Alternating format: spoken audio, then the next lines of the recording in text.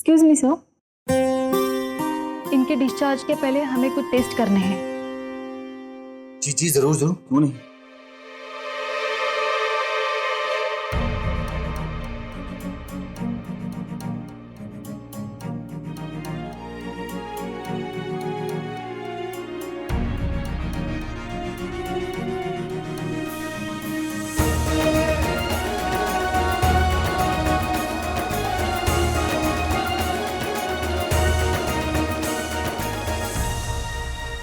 विद्या, हमें शादी की तैयारियां शुरू करवा देनी चाहिए और जो भी चीजें बची हैं वो खरीद लेनी चाहिए। क्यों? हाँ दी, बस 2 ही दिन बचे हैं।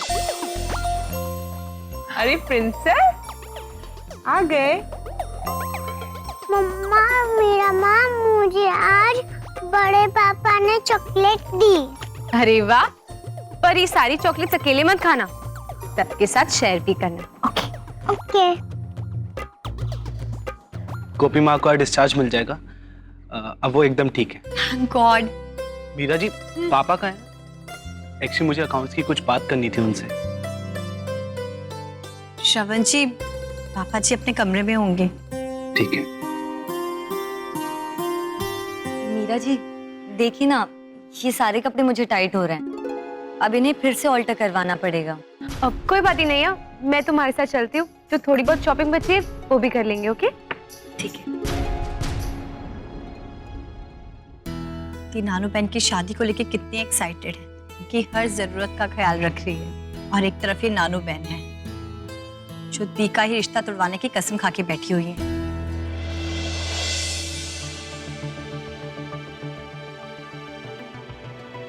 कमाल है, पापा दोपहर में तो कभी नहीं सोते। पापा पापा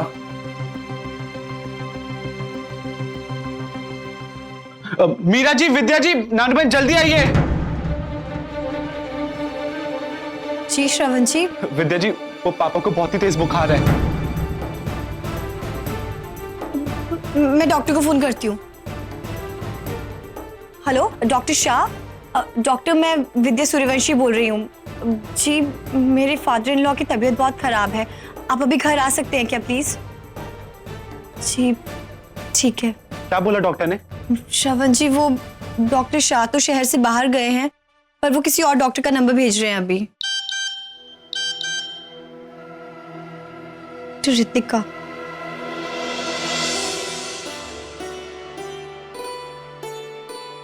एक मिनट रुक गोपी, 1 मिनट यहीं पे रुको।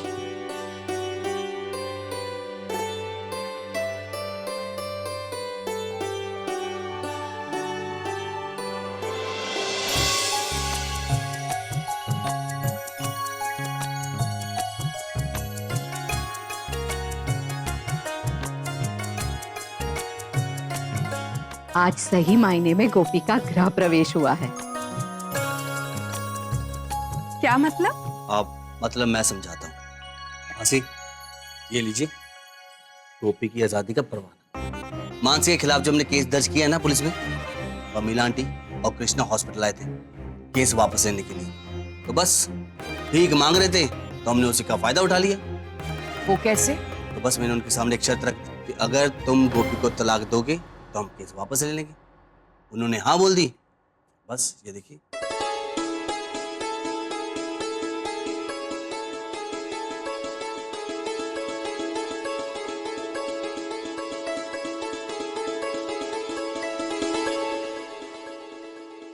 इसका ये अर्थ है कि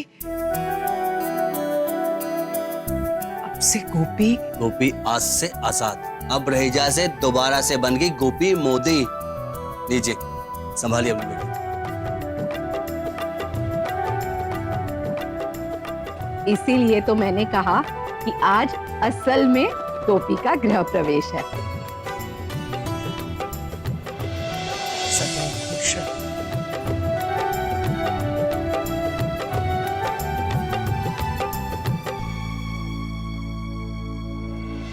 thank you doctor.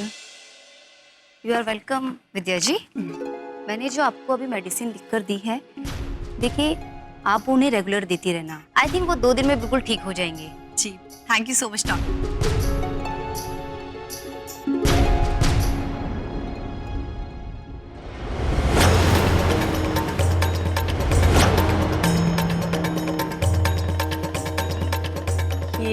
Doctor Ritika है।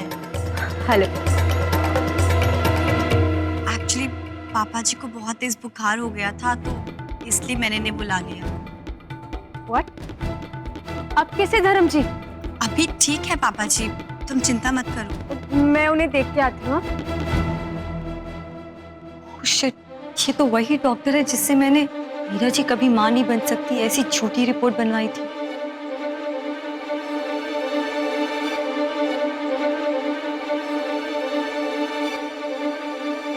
अरे नानू बहन, आप वहां क्या कर रही हैं? यहाँ आइए ना।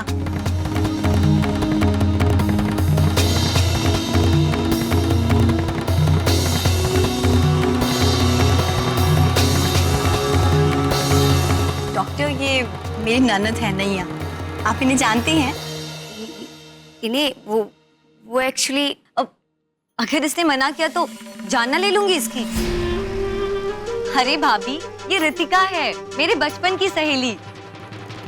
बचपन की सहेली? पर नानू बहन, आप तो बचपन में शादी करके ससुराल चली गई थी ना, भावनगर?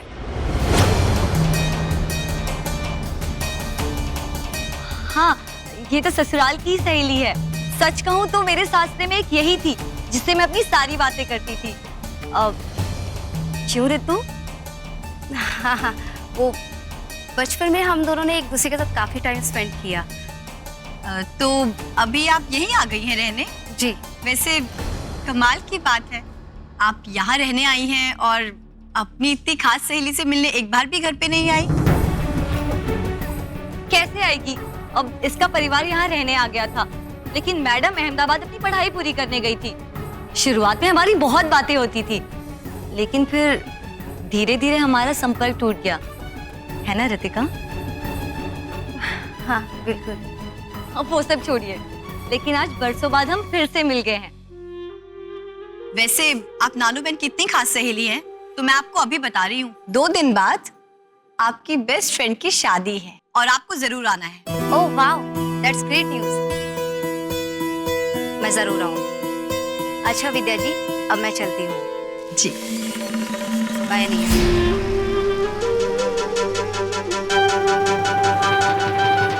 आज तो बाल बाल बच गई। वैसे नैया को पकड़ना इतना आसान नहीं है विद्या भाभी।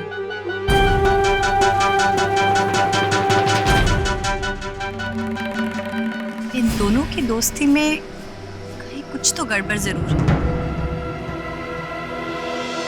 कितने दिनों के बाद हम सब लोग ऐसे शांति से बैठे। हाँ यार, जब देखो उस मानसी ने नाक में दम ही कर रखा था। और नहीं तो क्या, ऐसा लग रहा था जैसे कोई डरावना सपना देख रहे हो।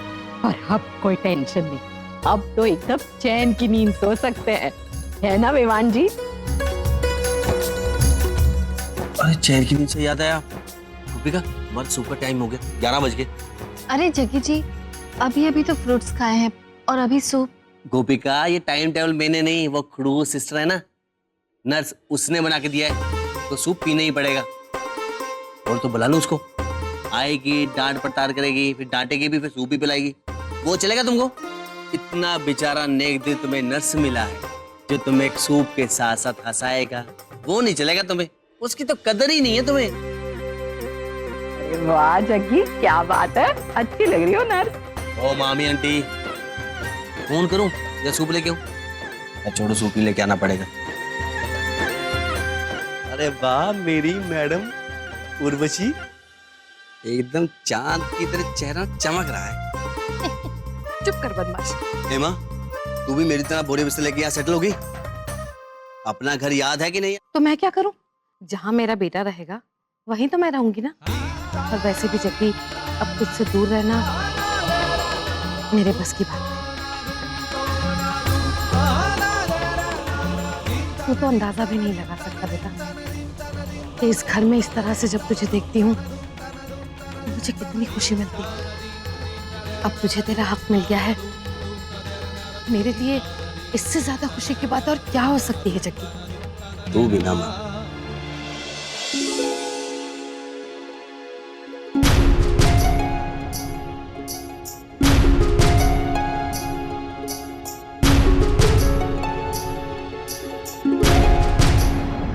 कि बुखार बुखार तो उतरने का नाम ही नहीं ले रहा है। आप ना 2 मिनट बैठ जाइए, मैं आपका टेम्परेचर चेक कर लेती हूँ।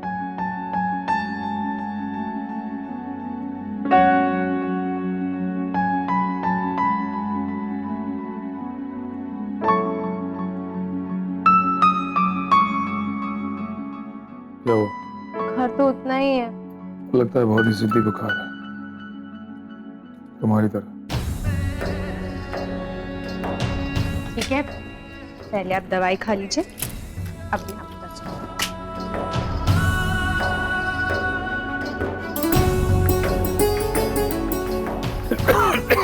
क्या हो गया? आराम से।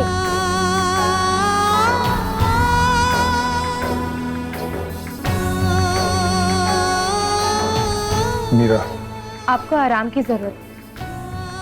अभी आप सो जाइए, आपको जो भी बात करनी है आप कल कर लीजिएगा।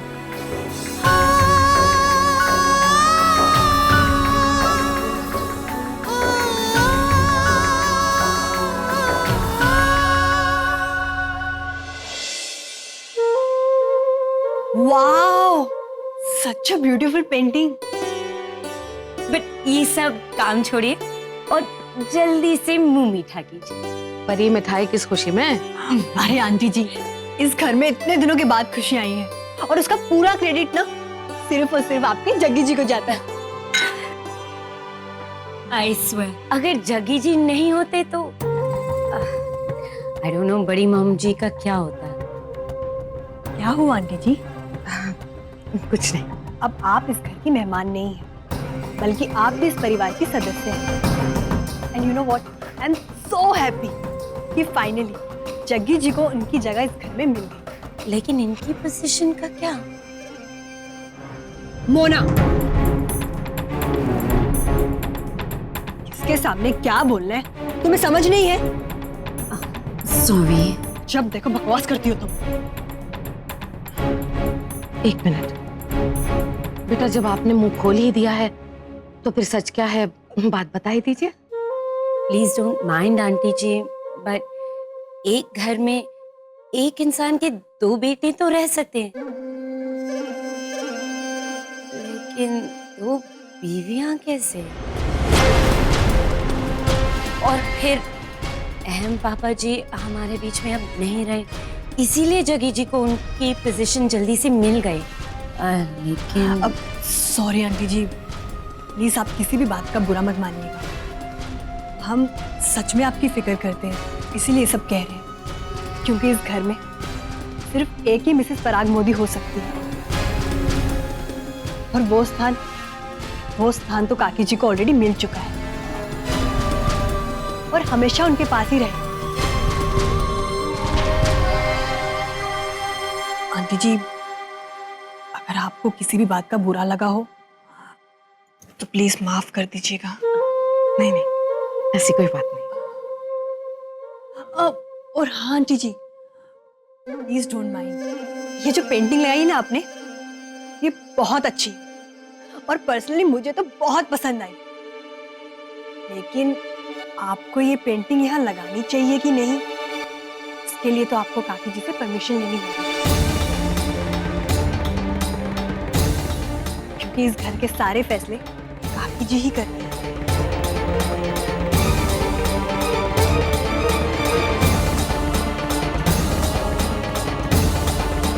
जी, you just hit bullseye.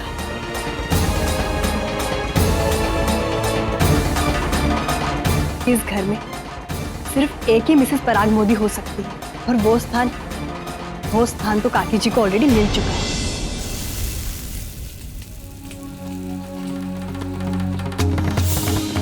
इन्हें वो एक्चुअली, अगर इसने मना किया तो जान ना ले लूंगी इसकी। अरे भाभी, ये रितिका है, मेरे बचपन की सहेली।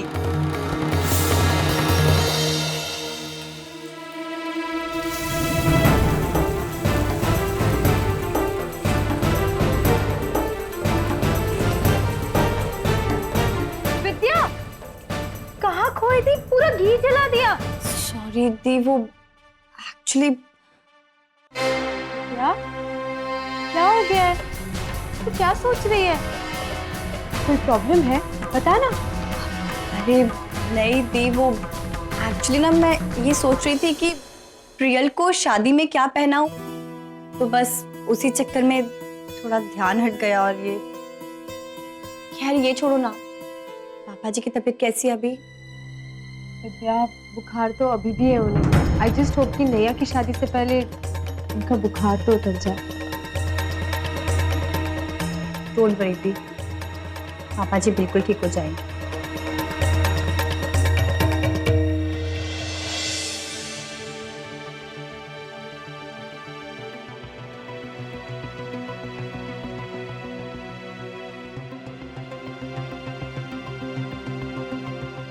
कोकिला, उर्वशी, कुछ चाहिए तुम्हें? हाँ, तुम्हारी इजाजत। अगर तुम्हारी इजाजत हो तो मैं अपने कमरे में पिठोरा की तस्वीर लगाना चाहती हूँ। इसमें पूछने की क्या आवश्यकता है?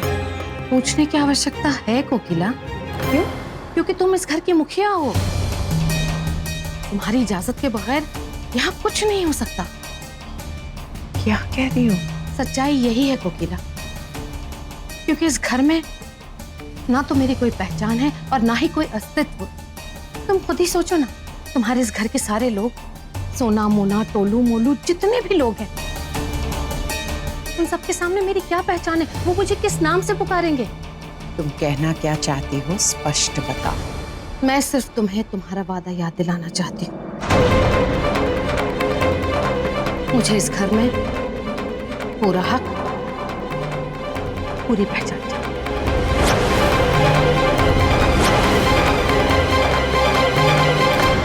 ताहिर, जरा के मदद कर।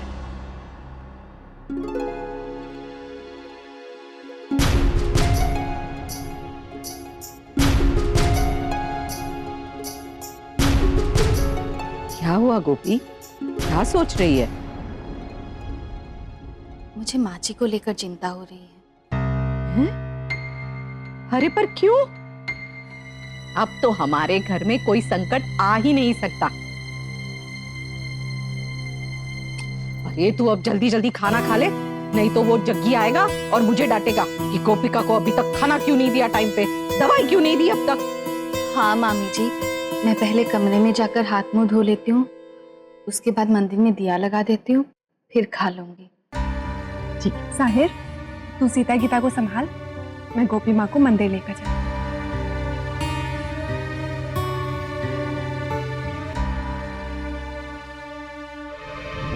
कैसे समझाऊं इन्हें कि ये तूफान के पहले की शांति, क्योंकि माँ जी और उर्वशी मासी एक ही छत के नीचे रहना बहुत मुश्किल है। इसलिए आज नहीं तो कल कोई ना कोई तमाशा तो होगा। देखो कोकिला, मैं इस घर में कोई तमाशा नहीं करना चाहती, लेकिन कोकिला, तुम्हें तुम्हारा वादा पूरा करना होगा। कोकिला, जब तक तुम इस घर में हो तब तक मुझे मेरा हक, मेरा अस्तित्व, मेरी पहचान कुछ भी नहीं मिलने वाला।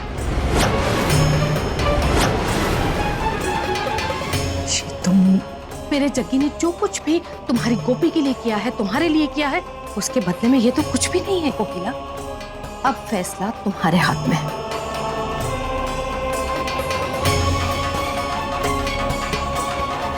मैंने तुम्हें जो वचन दिया है वो मैं अवश्य पूर्ण करूं।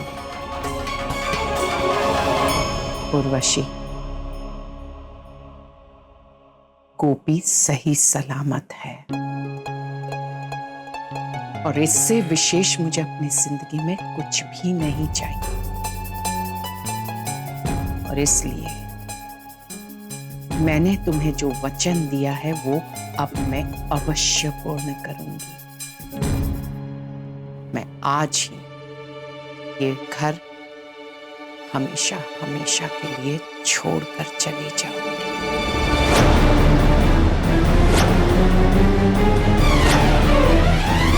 आज से, अभी से इस घर, इस परिवार पर और अहम के पापा पर सिर्फ और सिर्फ